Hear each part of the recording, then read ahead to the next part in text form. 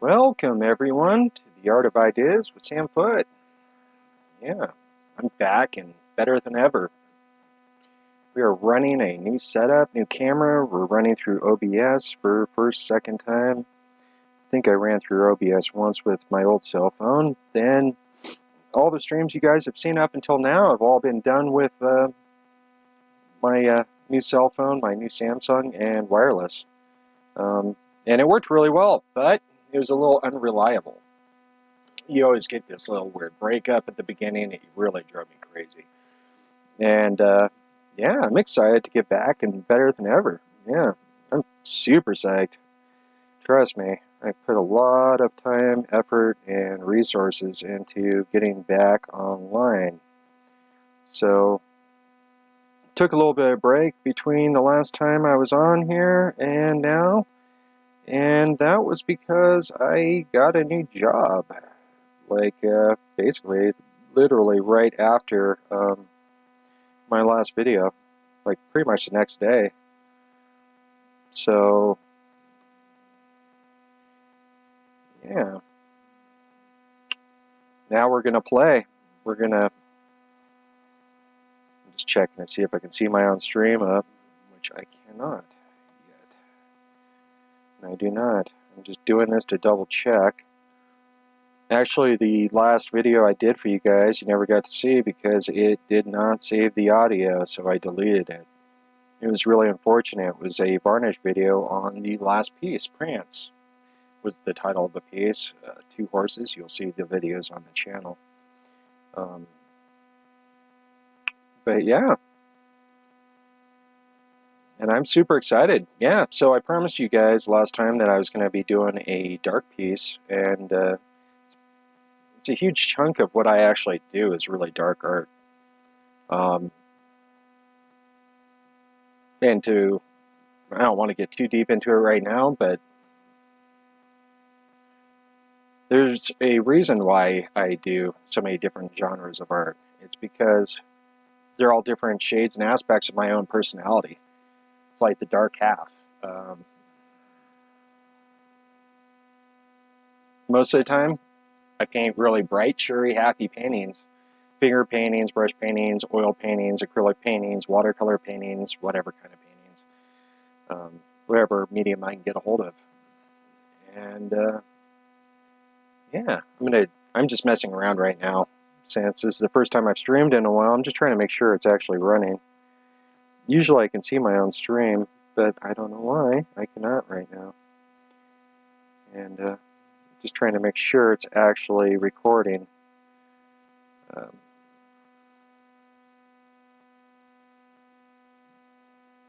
Or broadcasting.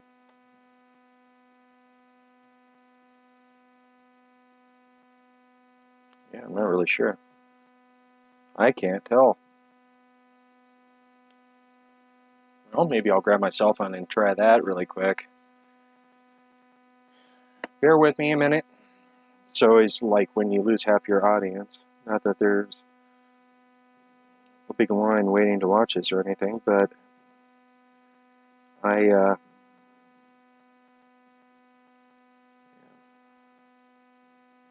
just want to make sure I'm not wasting my time.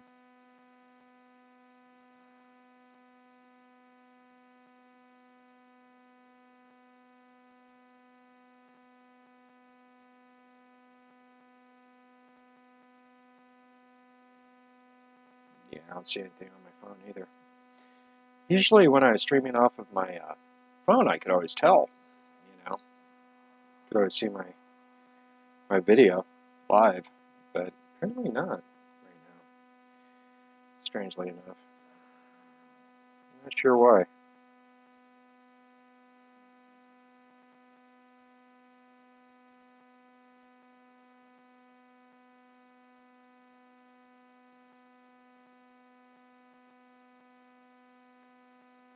I know this is boring, I'm not doing anything. Not yet. But we will be.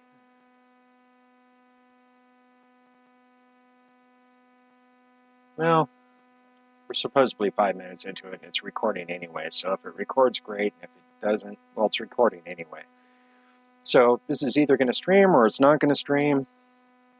In either case, I have the recording, and I will edit it and upload it regardless. So I'll be honest, I have no idea how long we're going to run for. I never do. I have about a 2.5 hour time limit on my Comica's X-Booms as far as runtime. I had the receiver plugged in, charging at the same time it's recording, so that one's good. But I need to get a small power bank for my other one, so I can pocket it and have it plugged in at the same time. That's probably going to be my solution. That way, if I run a little longer, it's not a big deal. Some of my streams are going to definitely go a lot longer than 2 hours, but here we are. In either case,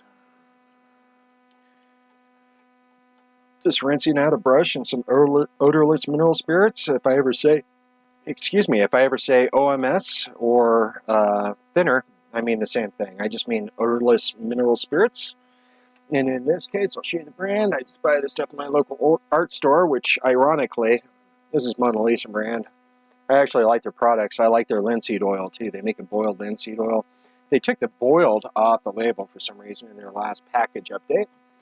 But their linseed oil is really good. In my opinion, it's very inexpensive. It's like $8-9 for a pint of it, which, yeah, in artist terms, is actually inexpensive. That's cheap. Inexpensive. Cheap implies that it's a piece of crap. People use that word wrong constantly. To imply cheap means that something is made cheaply. To say something is inexpensive means that you didn't pay very much for it.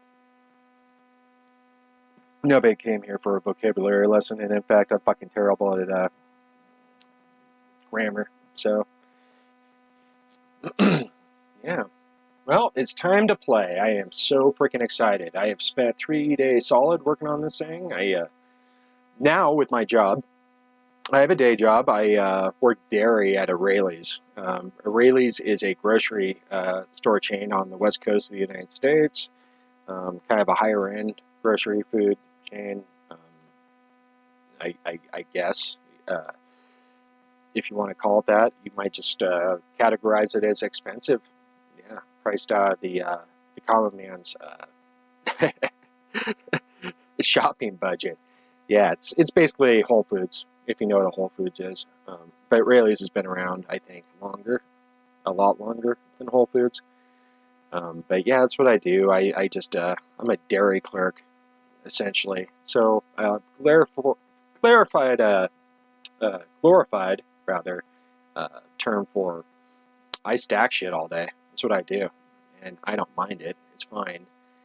But I am getting older, and I do have rheumatoid arthritis, so it's not always the funnest job in the world. But as far as jobs go, it's actually not bad for having a day job, which I hope to chuck one day. So don't we all? Chasing our dreams, and this is my dream, is to sit here in front of a camera and make myself an ass in front of you for your entertainment. And that doesn't bother me. I am an ass, and I have no one to impress except for myself. So, and since I am a perfectionist, trying to impress myself is a full-time job. So I'm trying to back off a little bit.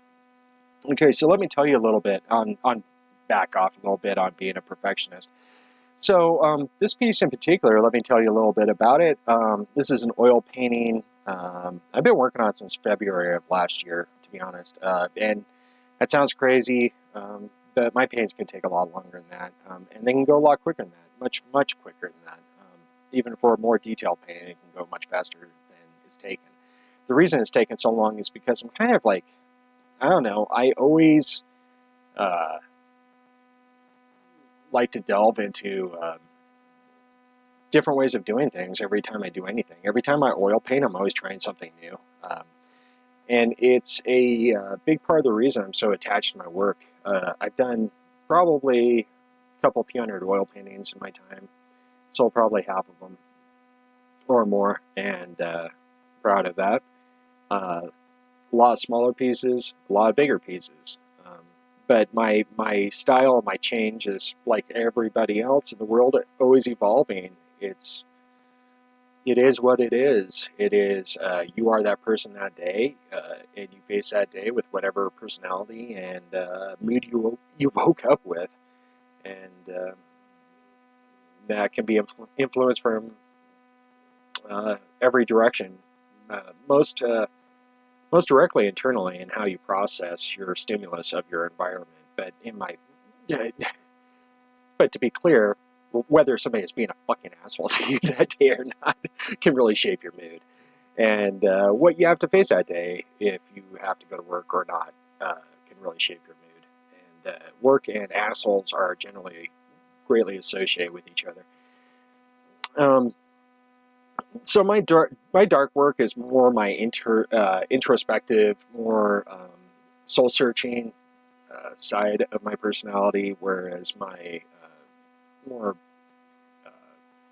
aesthetical beautification of my soul kind of work is definitely more internalized in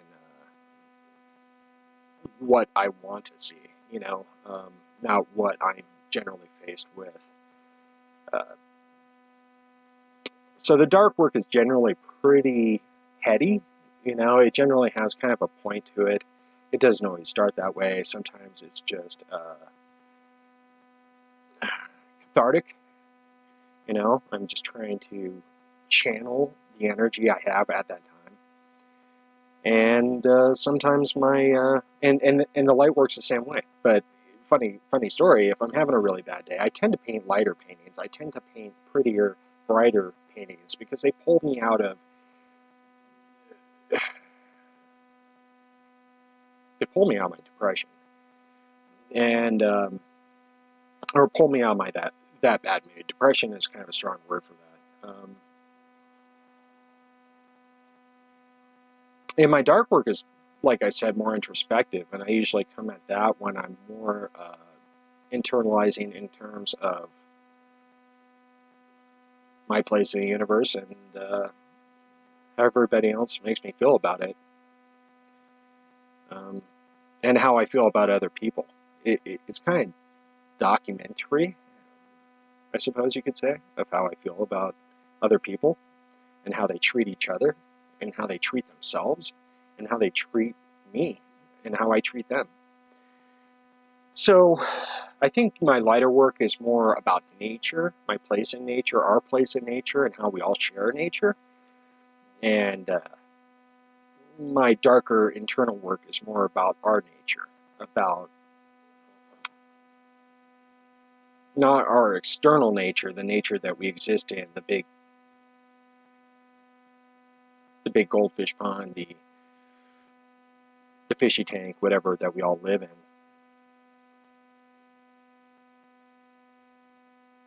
Where the other one is more about perception. And this channel is all about perception. I'm always messing around with perspective literally. You'll see I like a lot of fisheye lens views, forced perspectives, things of that nature. And it's usually because I'm trying to tell a story and I'm trying to focus the story on those ideas.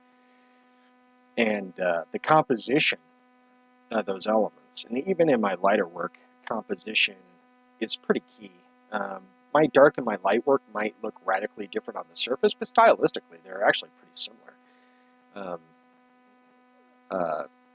It's just the subject matter that I portray that's a little different. And sometimes the application. I tend to get a lot lighter touch, a little bit more playful with my happy work, my fun work, my more, as I would call it, aesthetical work. And what I mean by that is that I look at it from this perspective. When you're looking at a painting that's hanging on a wall, let's say there's two paintings hanging next to each other. There's a Sandfoot painting that's really dark and foreboding and introspective, and there's another one that's more expressive and externalized and more celebratory. In a lot of ways, they'll look a lot alike. Compositionally, how I use composition. You're dealing with the same artist. The flow of the paint. Some of the technique and application. Even the color scheme could be very similar between my dark and light work. But the subject matter, the actions, the story that's being told can be quite different. And my stories can be very complicated. Sometimes they'll take years to develop. It's kind of like a really in-depth, time-consuming comic book page.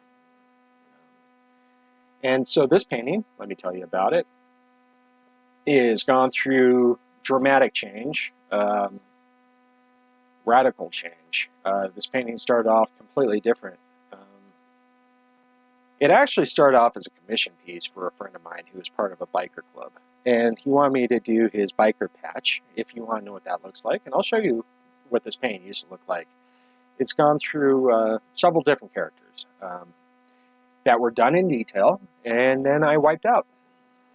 It's just the way I work, you know. I'm hardly the only artist in the world who works this way. An artist I bring up constantly, Beksinski. Go look up Beksinski. There's a 27-minute collection of videos that he made on YouTube. You can go watch right now. And he shows you day by day paintings that he works on. And he shows you the radical changes that he makes in between each session on each painting. And shockingly enough, he will spend seemingly tens, hundreds of hours working on something, have it completely detailed, and then decide, guess what? It's just not working for me. I know I spent all this time. I'm going to fucking wipe it out and start over. That's me. I'm 100% that guy. And that's why I reference that artist in general quite often. Beksinski is, in my opinion, one of the greatest artists who's ever lived. Wow, that was weird. I didn't even know you can move the window. That was kind of strange. That kind of blew me away. I wonder if you can always do that. Interesting. That's something to think about. Can we just pinch to zoom too? No, I don't know. Sorry if this is actually changing for you guys. I'm just kind of like blown away by the fact that you can do that. Wow, I didn't even know I could do this. Oh, interesting. Just learned something in real time while I was talking to you. So we're starting off with a little bit of the story. And so this painting started off not mine. I had to make it mine to care. And I was really proud of the work I put into it for the client. He's a really good friend of mine. In fact, it was a free session. It was a free painting for him. I offered to do it for free just for the fun of it, because it was like an excuse to do a dark painting that I hadn't done one in a while or started one in a while. And it was just sipping some water. You'll see me doing that frequently.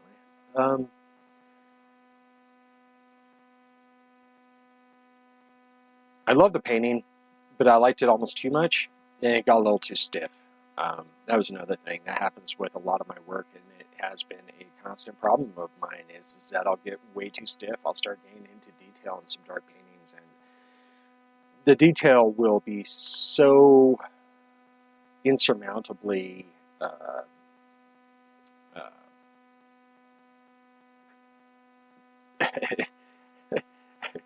deep, I guess I could say, in terms of like me trying to finish the fucker. You know what I mean? Like I'll start getting into detail. I'll really like it, but then I'll make the whole rest of the painting feel really stiff, and I won't know where to go with it. And that happened with this painting. So one night, I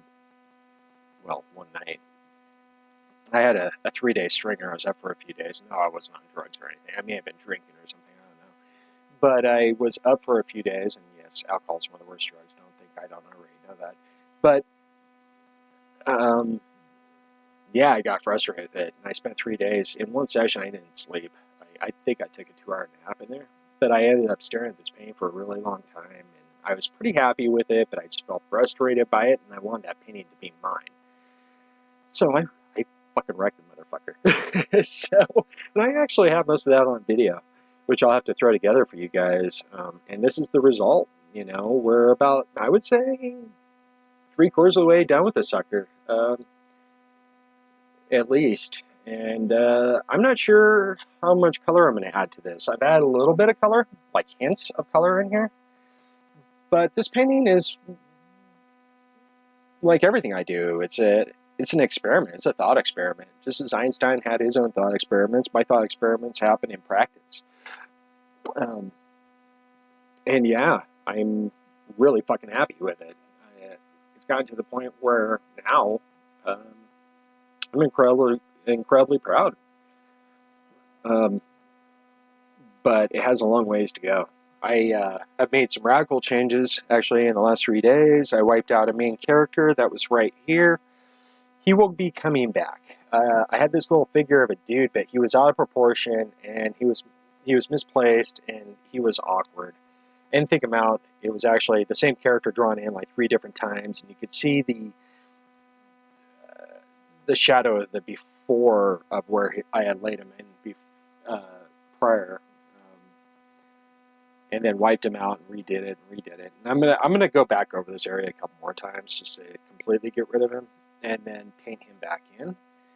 I'm gonna have him thawed out a little bit better, and he's gonna be dragging this guy. And I don't know that I mean, we'll see how much I go towards explaining this composition to you guys in this video. We will get into the composition in this video and the story of this piece and what it actually means to me philosophically. But it's a little amorphous right now. It's in development. It's finding its form. It's coming into focus, and the ideas of this painting are coming into focus. But basically, just as a hint, I'll tell you it's about time. And I don't mean it's about time to tell you. I mean, that's what the painting is about. It's about time. And a lot of my paintings have a underlying like philosophical thread about why it exists and what it means to me. Some situation, some interaction. Usually there's an interaction, a causality that forms the composition itself. The composition is a consequence of the action happening within that composition. The story that's being told, essentially. And yeah, I'm just sitting here monologuing for a while, but we're going to get this brush dirty. It's already dirty. I've been painting for the last few hours on this guy to warm up. And it's been 6 months since I've done a video for you guys, so I'm a little rusty. I can tell you all about intent plans. I'm not going to.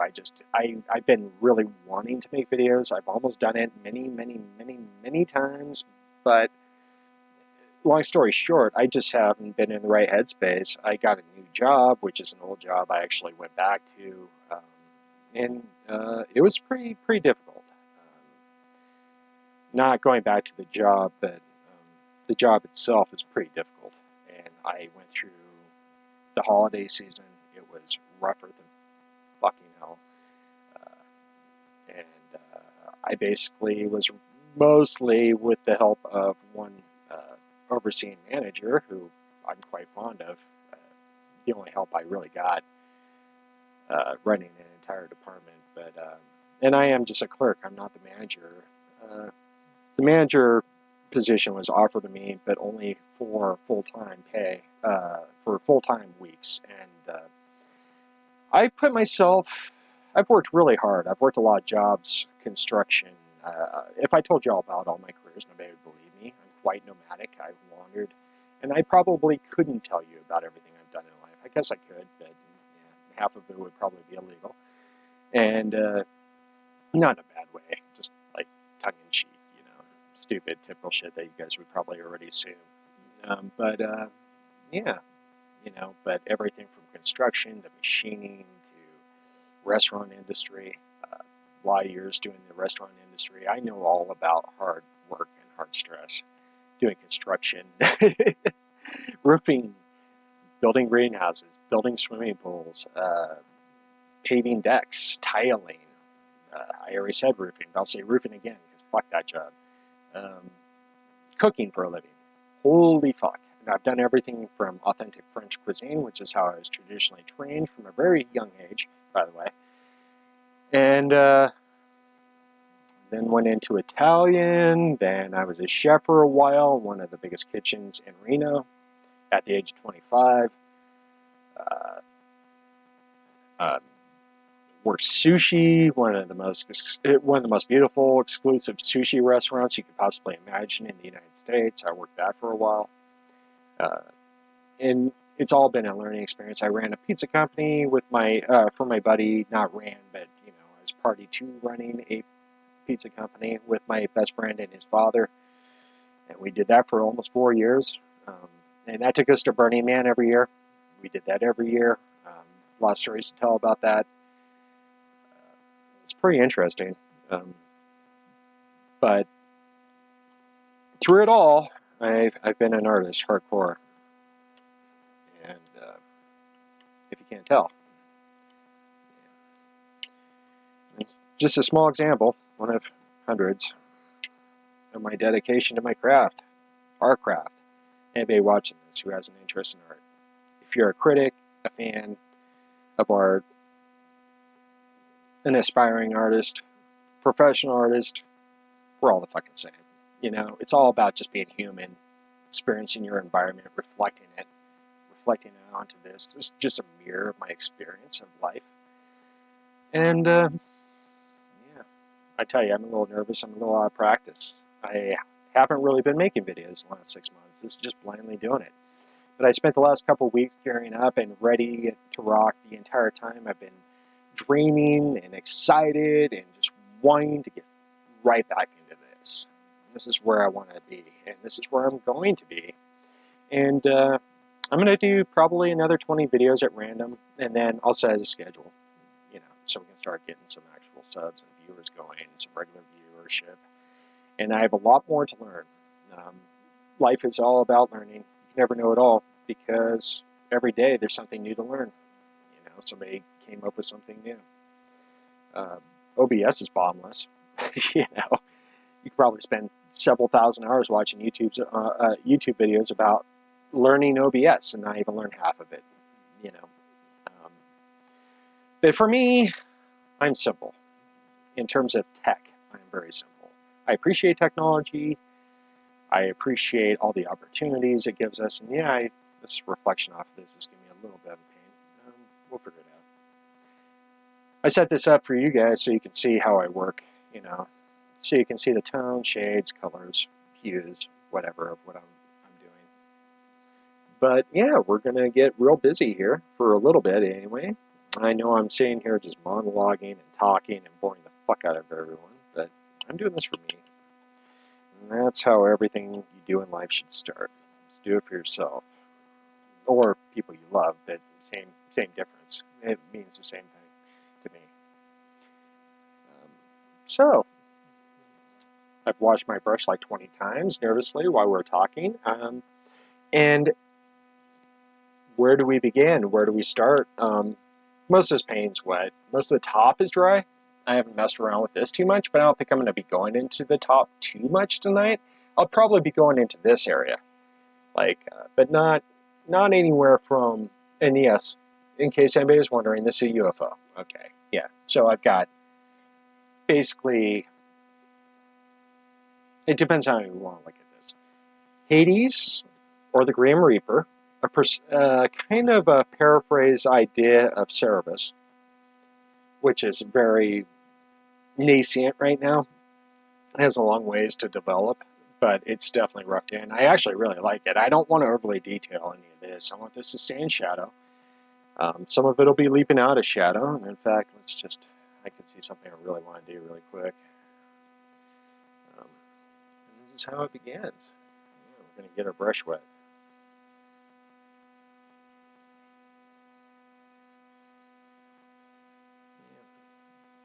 Yeah. Now, I realize that the camera is about 4 feet away from this, and even though it's a very good camera, it's not going to be able to see all the minute detail.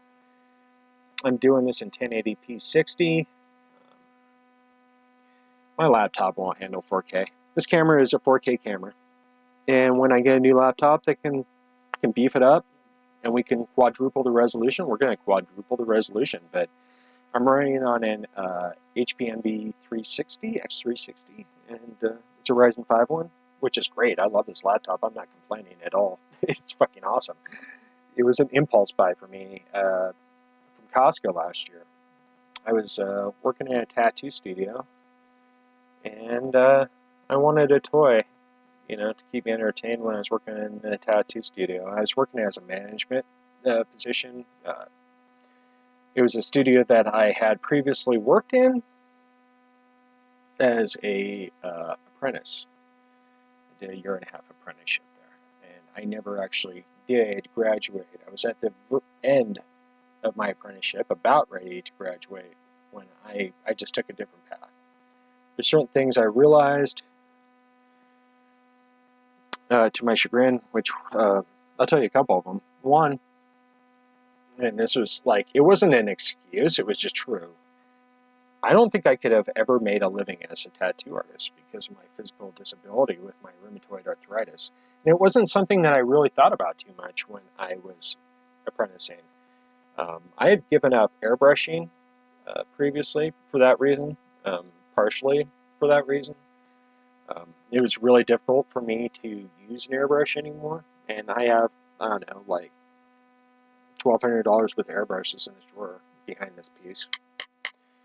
Because this is all smoke and mirrors. This backdrop right here, these curtains are actually masking my brush drawer and other storage for my art mediums and things of that nature. So,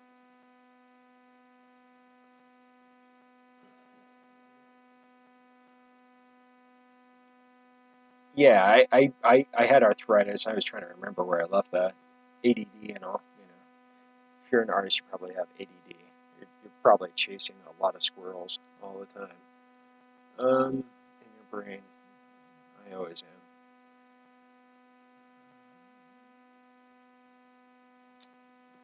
So sometimes I'll be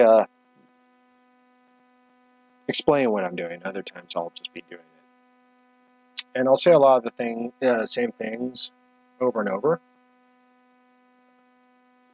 by intent. Uh, like the fact that I do not stay in one spot. Like, it's really difficult. I mean, sometimes, you know, it really depends on what I'm doing, what I'm working on. But for the most part, I've gotten pretty bouncy. Um, I guess I've always been a little bouncy in the sense that I try to develop everything as a whole. It's like you'll see in some old computer programs when there would be rendering, like you'd be recording or rendering 3ds Max back way in the day, back in the 90s, because that's how old I am, you know, using 3ds Max back then. Where it's like the image is getting slowly more into focus. That's how I like to look at it. So a lot of what I've been working on this piece lately, technically, is just distance, atmosphere. It's something that is the heart of what I like to do anyway. And as far as artists are concerned that I like, Turner, who inspired Beksinski. Beksinski is one of my favorite artists of all time. Turner is one of my favorite artists of all time. Turner, if you don't know, was a famous British artist during the late 18th, 19th century, and I think that's right. I think I said that right. I could be wrong. It could be 19th, 20th century. No, it was 19th, 20th century. That's right. He was around during the industrial era, like basically right when the industrial era began. That's when he was born, and he basically documented the industrial era being developed in his lifetime. And he's most famous probably for his paintings of ships, of British ships. Now that might sound boring, but trust me, go look at William Turner's work and Henry Mallard William Turner. The guy's got one of the longest names I can think of. It's actually longer than that. I think I'm missing one of the names in the description. But I've seen his work in person. Only one piece, mind you, and I feel fortunate to have even seen that one piece. But it was a sea monster piece. He had done several paintings, oil paintings of sea monsters attacking ships. And it was one of those. And every time I have seen that same painting, which is at least the several times I've been to the Getty in LA, always in the same place, I go right to it like a moth to a bug light. And I pretty much just want to like pull up a couch and hang out there for the rest of my life in awe of the mastery of that man. But he is the artist who most directly inspired Manet too. Manet was one of them as well. But Manet, not to be confused with Monet, who was, they were friends. But I wouldn't say he was a direct mentor, but he was definitely, Manet was a definite inspiration to Monet. Monet was a young artist when he met Manet. Him and Renoir. Monet and Renoir met Manet together. But also a huge influence on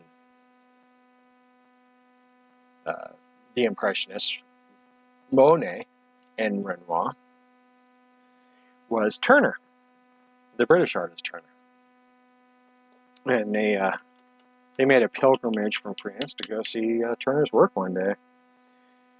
And they were actually pretty depressed when they went to see it. Apparently, this was at the end of Turner's life, and his gallery, his personal gallery at that point, was pretty dilapidated. Turner had fallen out of favorability with the socialists, with the socialites.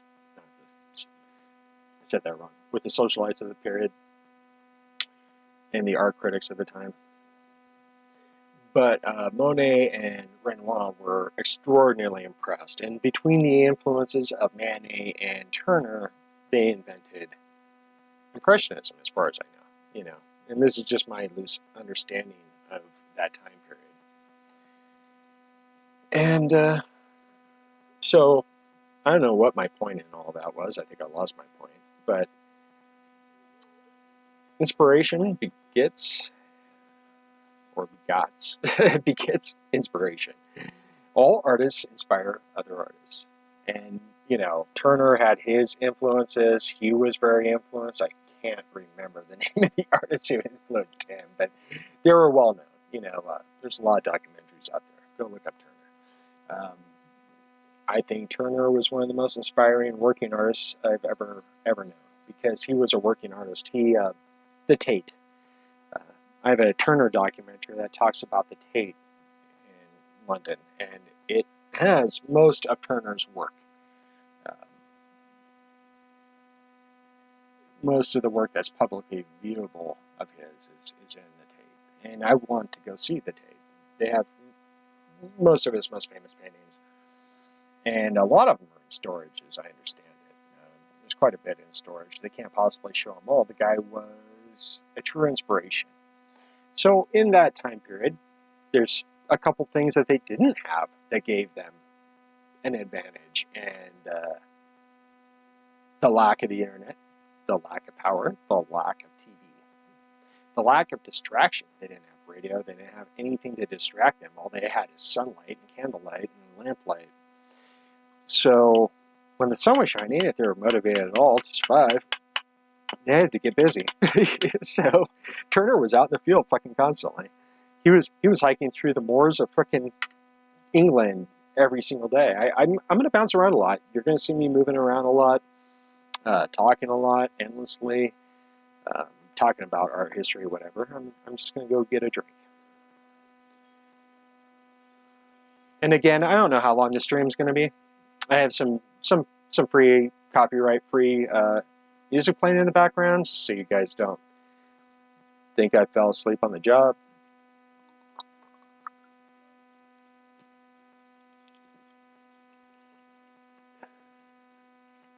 Just taking a step back, taking a look.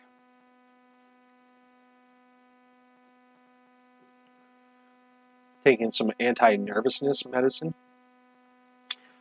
I don't know why. I've been really nervous to get back to my channel, and I don't know why. I have no idea why. I've also been more excited than nervous to get back to this. And we're going to do a lot of painting, don't get me wrong. I'm not just going to talk you guys to death. Right now, I'm talking and doing stuff that I see.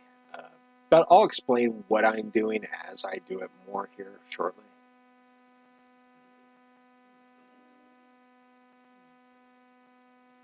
But basically what I'm doing is I'm building distance, anywhere I can see it. And it's occurring to me as I look for it. Like, where can I build distance? And since we're mostly working in, well, we're working in, I'll tell you exactly what we're working in. We're working in Winsor Newton, 200 milliliter artists, titanium white and ivory black. That's all I'm using right now. And this painting actually started with 3 colors. I started with, well, shades. 1 color, 2 shades. I'm using the black and the white along with an umber. So I think I'm using, I don't think I used burnt. I think I used raw umber. I'm not sure. I may have used raw umber. I'm not quite certain. I actually don't remember what I used. It looks like raw umber to me. And the reason I started with a 3 instead of 2 is to give it a little bit of complexity and to help build distance. Because by using those 3, and let me explain why. White and black just give you value.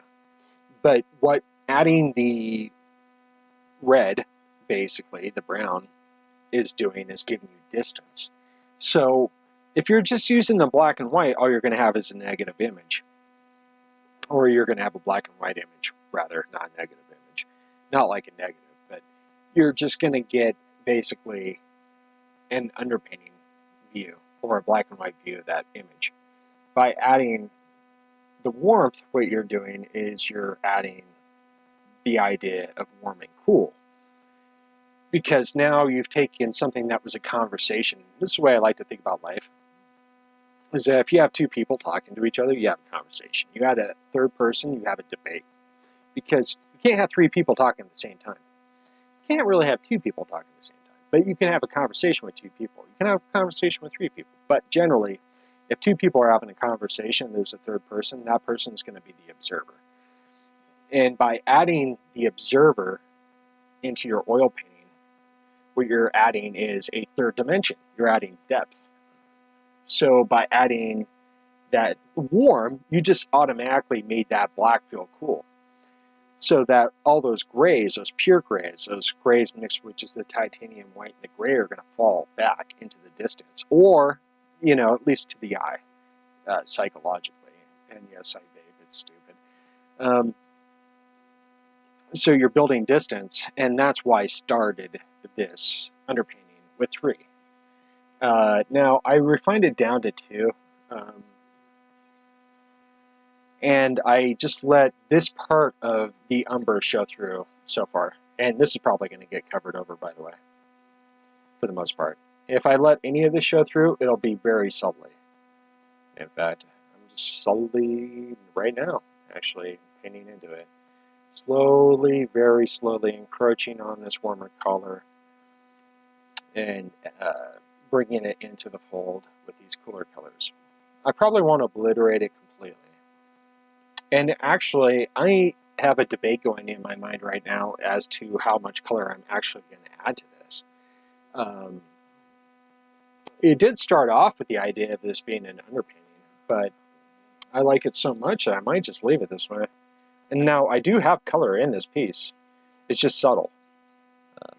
And you can only see it in a couple of areas because it is only in a couple of areas. But I actually went in here, and this is going to sound nuts, but I went in here with Sharpies and added some color, drew it in, and then I went in with some oil paint and added some color. So it's actually pretty vibrant. It's just so small and minuscule, you wouldn't see it, but I've got like 2-3 different kinds of blues right here. Into the pupil, like as a highlight to the pupil, I've got an extremely bright, like phthalo blue, going into, kind of a teal, going into a yellowish green as it changes. It basically fades into a turquoise, and it's really small. Even if you were standing right here looking at it from where I am, it would still be pretty subtle. And then I've got yellows through here, reds, purples going through here. And my lighting situation right now, I'm running all daylights, LEDs, and a couple fluorescents. this is all, I've got an 8-foot array up here with 4 lights of LED 5000K. So we're doing daylight. And I have some slightly warmer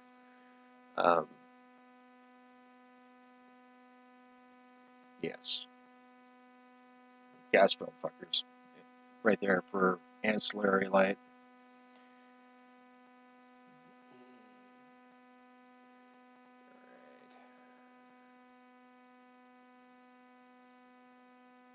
I really didn't have much of a goal with this video in terms of like a point, more rather than anything just to get back on the fucking horse, you know.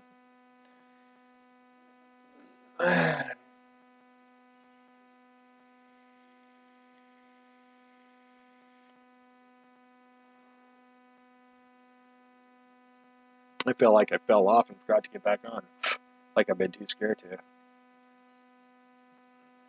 But I've been thinking about getting back on ever since I got off.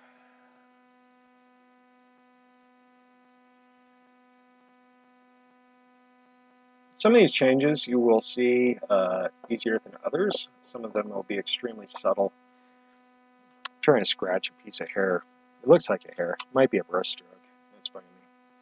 Like, so at this stage, I'll explain that I actually, because I am in the underpainting mode, for the most part, this painting is pretty flat. I'm not trying to get too many raised brush strokes on this piece. It's pretty flat.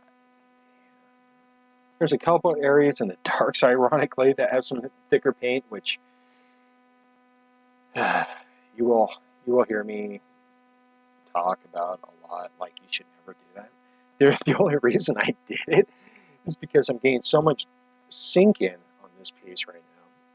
And if you don't know what sink in is with oil painting, it's the ground, the canvas itself, and the gesso on this canvas are basically sucking all the oil out of my paint like an evil fucking vampire, and making my blacks, my darks, my grays look a little flat, and having lessening their impact.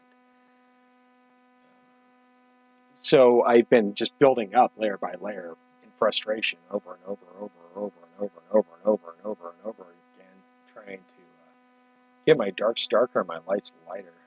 It's part of the reason it's taking so long. But the reason I'm doing that also is because I'm working in pure thinner. I'm not using medium. I'm not adding more oil to my paint.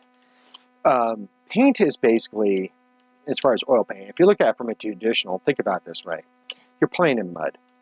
You are literally taking plant oil, you're taking a plant, you're squeezing the shit out of their seeds, squeezing the vegetable oil out of it, and adding it to dirt.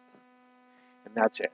You know, you're taking some rarefied rock, something like, oh geez, I don't know, fuck, I'm totally blanking right now. But carbon black, you're taking coal and adding linseed oil to it. You know, you're making black mud, or you're making colored mud.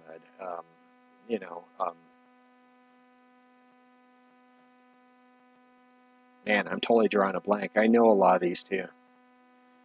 Again, artist brain. Sometimes I'll be able to explain this better, but you know, you're basically just taking a ground of rock or some rare mineral, or sometimes, I mean, some of the things that they used to do is so clever. Like, I think it was Hansa yellow originally. I believe it was Hansa yellow. I could be wrong on that color name, but here's a funny one. They used to restrict the water in cows and make them piss very, dark lactic acid filled, because that's why you pee. You're removing the lactic acid from your muscle system. That's why you urinate in the first place, if anybody doesn't know that. And so cows, they would take cows and basically restrict their water, and then when that cow would pee, their pee would be very, very, very dark, rich yellow. And then they would put that into a basin and let the sun evaporate it, and just keep collecting it. And they would take all that acid and mix it with linseed oil and make yellow. So there you go. I mean, that's an odd turn, but I mean, there's a lot of ways to get different pigments, and humans, will think of any any clever solution. Here's a fun one. There was a famous prison artist. I don't remember his name. This is years ago. I think I heard about this like 15 years ago. I read this article. There was an artist, and he the only way he could get paint was by making it himself. And what he would do is he would get M&Ms, and he would take the different shell colors and soak them individually in little Dixie cups until the food coloring came off of the sugar-coated shell and throw the chocolate away. And he then would, again, evaporate it. So he was basically like trying to concentrate the food coloring from the individual M&M casings into pigment, and then using that to do basically like paintings or watercolor pieces, which is completely crazy. As I recall, his work was pretty decent, surprisingly so, considering what he was doing in order to achieve. But then again, I mean, that guy was a great artist. I mean, he took his situation. He may have been a bad person. I don't recall what he did to earn a prison cell. But as an artist, he was quite a great artist. And let me tell you why. You know what makes a really great artist? Cleverness. Cleverness makes great art. Look at all the greatest artists in history. How many of them are recognized for and most of them, yes, for their technique, sure. But their cleverness earned them that technique in the first place. So, cleverness wins the race. It's not all about speed, it's about how smart you are. Or at least how you think about things from different angles. I'm going to go in here and make a little bit darker color. There's one little area here. Okay, so this is intended to be kind of a road or a path. And it was much more obviously a road in the past. I actually kind of abstracted it, or abstractified, I don't know how you would say that exactly. I took something that was already rendered and broke it up. Threw it in the gutter. And build a little bit more plane through here. I want a little bit more separation there. And I want to come into this little darker color and cut in, because, it's way too dark. That was a mistake. It's a little give and take with art. If you're doing visual work, traditional visual work anyway. Digital work's much more forgiving. It has a back button. It has an undo. This shit doesn't have an undo. This is just raw materials, shit that was grown out of the dirt, and apply it to something that was grown out of the dirt. Because we're dealing with cotton canvas versus real oil paint. No, that was way too dark. That was a big mistake. That's all right. Looked fine. Once I rubbed it off my finger, it's okay. Never freak out. It's only fucking paint. You can always paint over it.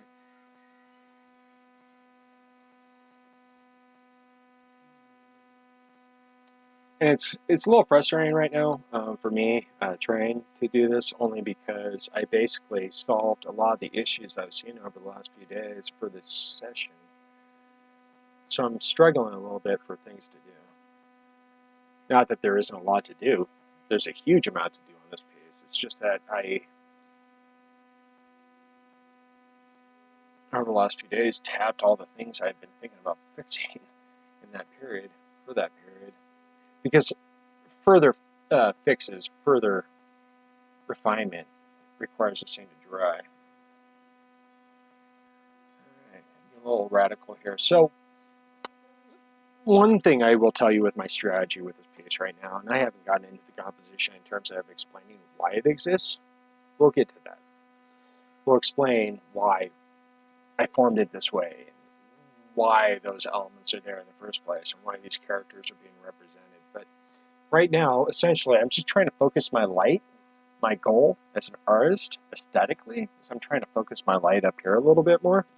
So I've been actually going back and kicking down my highlights. My highlights